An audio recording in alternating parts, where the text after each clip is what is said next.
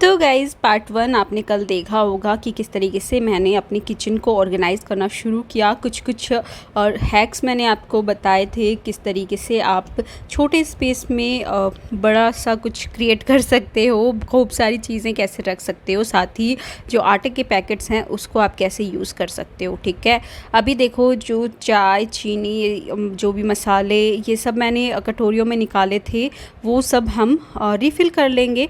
जो खाली किए थे वो तो डालेंगे, थोड़ी एक्स्ट्रा और डाल देंगे क्योंकि बहुत कम सामान था और कम था, इसीलिए सारे जो डब्बे में खाली कर सकती थी उनको मैंने खाली करके ही वॉश किया था। जो नहीं कर सकती थी उसको मैंने आपके साथ शेयर किया है कि किस तरीके से आप उन डब्बों को क्लीन कर सकते हो जो आप खाली नहीं कर सकते, मतलब बंद करके ही आप कैसे उनको क्लीन रख सकते हो।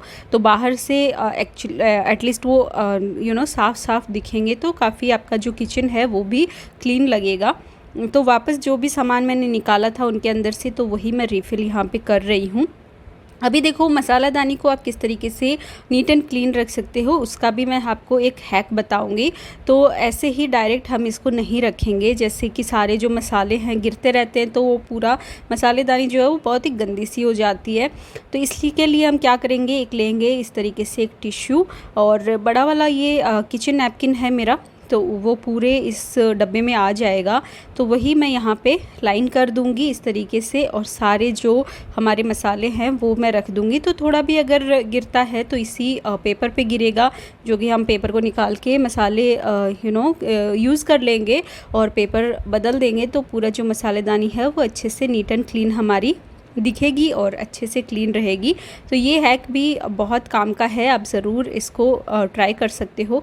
तो आप देख सकते हो कितनी सुंदर ये मसालेदानी लग रही है।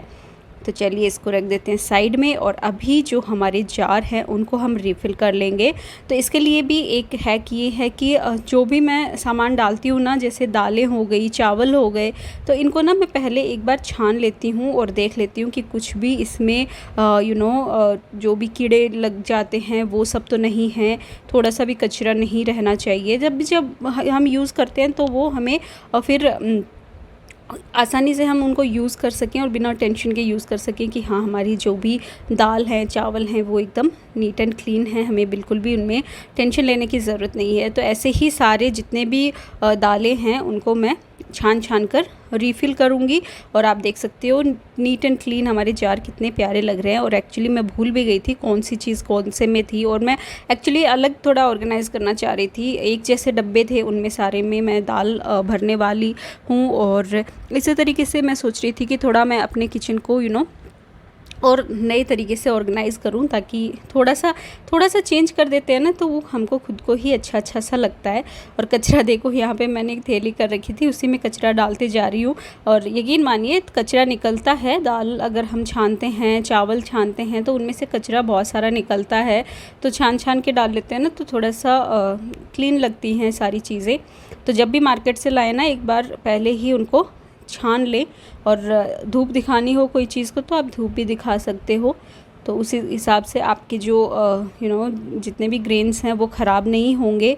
तो यहाँ पे देखो ये जो सूखी मिर्ची हो गई, तड़के की चीज़ें हो गई, वो मैं एक जैसे जार में रख रही हूँ, ताकि जब भी मैं यूज़ करूँ सारे मुझे पता हो कि किस में मेरी सूखी मिर्ची हैं, किस में मेरे तेज पत्ता हैं। इस तरीके से मैं सारे ऑर्गेनाइज़ करने की कोशिश कर रही हूँ, और सबको दिखेंगी, कांच के जार में रख रही हूँ, तो जिनको भी यूज़ करना होगा उन सबको दिखती रहेंगी। ये लीजिए बड़ी इलायची भी मैं इसी में डाल रही हूँ। काफ़ी लोग लेबल भी करते हैं चीज़ों को, बट मैं सोचती हूँ कि यार कांच के जार है, हमें साफ़ चीज़ें दिख ही रही हैं, तो फिर लेबल करके क्यों मैं इतना काम अपने आप के लिए बढ़ाऊँ।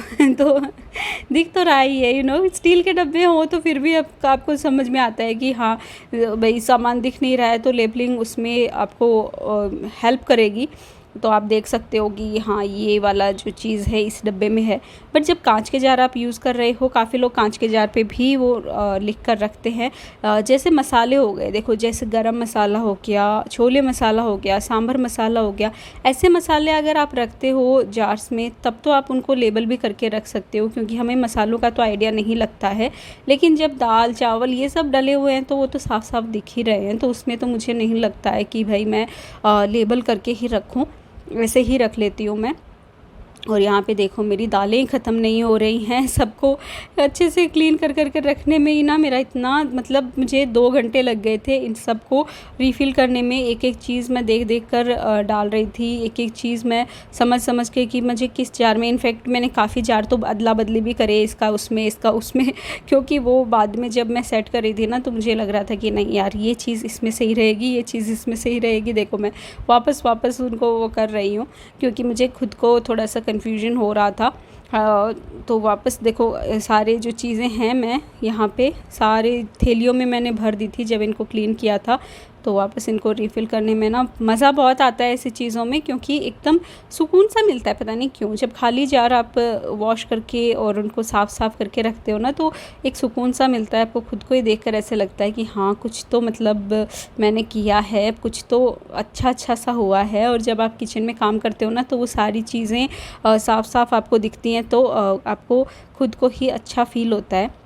तो ये लीजिए सारे मेरे जार जो हैं वो जितने मुझे भरने थे भर गए, और ये थोड़े से ना खाली भी हैं जो मैं बाद में जैसे जैसे मुझे यूज़ लगेंगे वैसे वैसे मैं उनको यूज़ कर लूँगी। और यहाँ पे ये सारे जो जार हैं वो रख दूँगी। तो ये वाले जार है ना ये इस तरीके से ना एक के ऊपर एक स्टैक हो जाते हैं तो सही रहता है, मतलब कम स्पेस में ही काफ़ी सारा सामान आ जाता है। तो 3 जार मेरे ऐसे आ जाते हैं ऊपर तक, और बाकी के अलग अलग तरीके के जार हैं मेरे पास एक्चुअली।